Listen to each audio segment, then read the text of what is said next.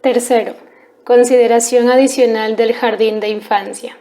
La infancia de Tolstoy. Ningún campo de investigación tiene tan poco estudio real como el mundo de la infancia. Vemos niños todos los días, pero nadie ha explorado el funcionamiento interno de la mente de un niño.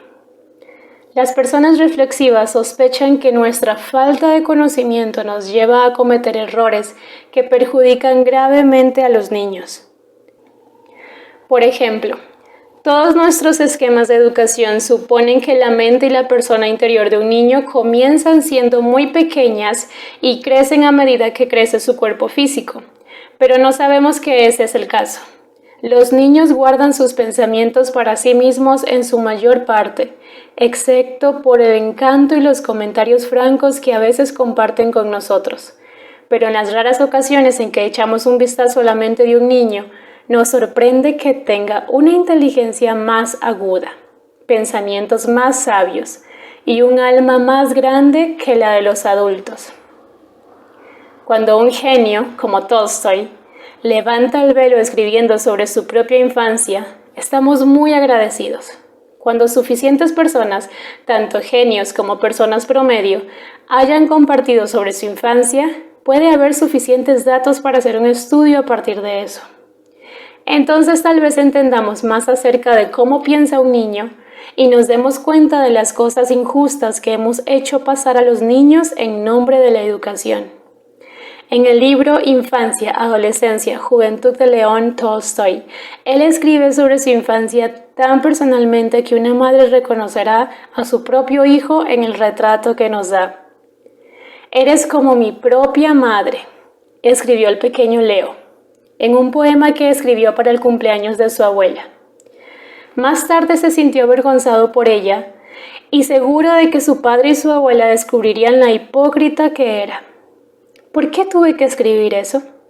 Ella ni siquiera está aquí y no tuve que escribir eso.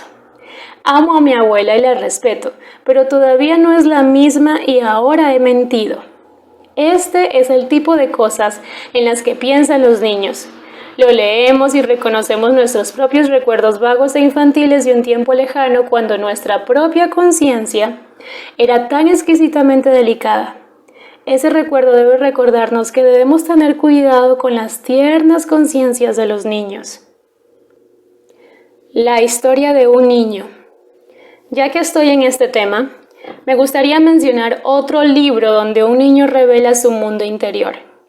Este niño fue llamado una vez a declarar hace mucho tiempo.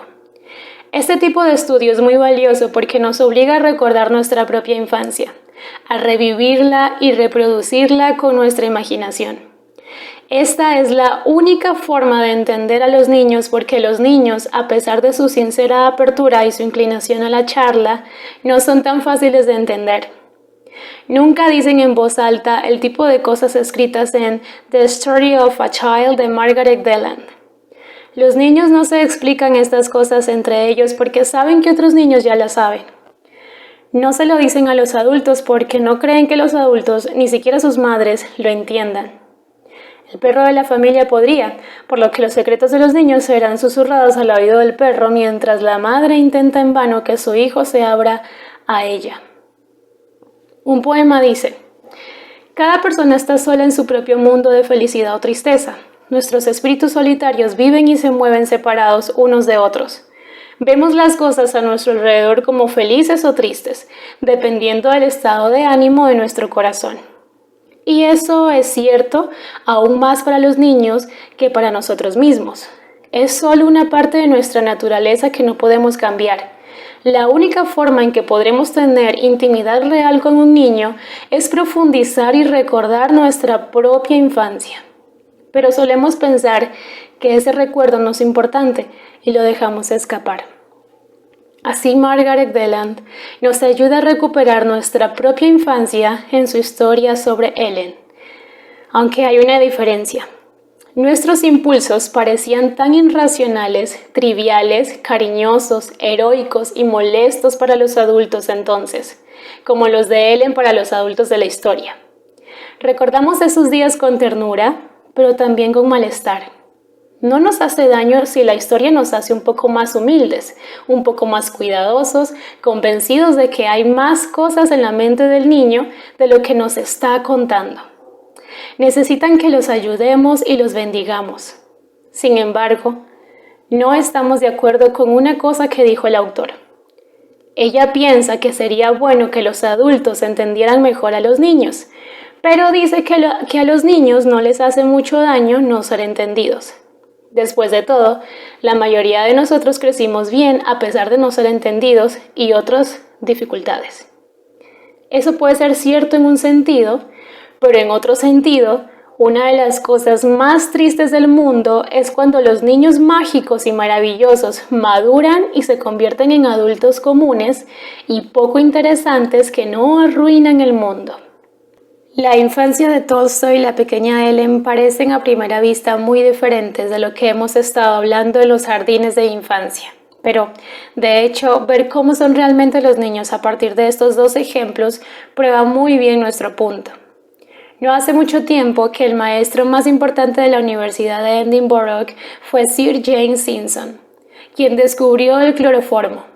Recientemente, la bibliotecaria de la universidad le preguntó a su sobrino, el profesor Simpson, quién lo sucedió, qué libros de ciencia en la biblioteca no necesitaban para poder deshacerse de ellos. Él le dijo que simplemente tomara todos los libros de texto de más de 10 años y los metiera en el sótano.